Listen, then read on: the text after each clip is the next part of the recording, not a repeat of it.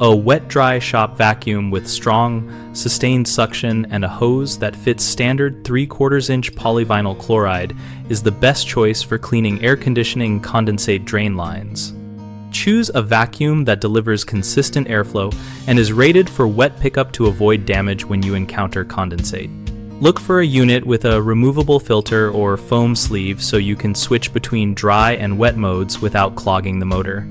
If using a cordless model, pick a battery platform with long runtime and consider keeping a spare battery charged for longer jobs.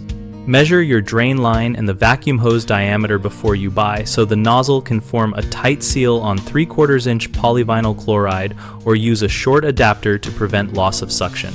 When you connect the hose cap, the drain pan overflow or create a temporary seal around the pipe with cloth and tape to concentrate suction along the line. Operate the vacuum for at least 1 minute while inserting and withdrawing the nozzle a few inches to dislodge and extract biofilm and debris. Then flush the line with a cup of clean water to verify flow.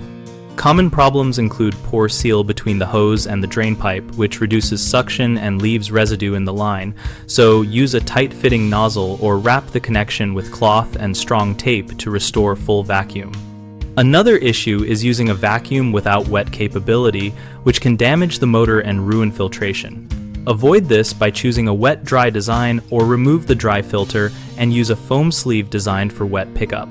A third concern is short battery life on cordless units that stops work mid-clean, so carry a second charged battery or use a corded model for longer maintenance sessions.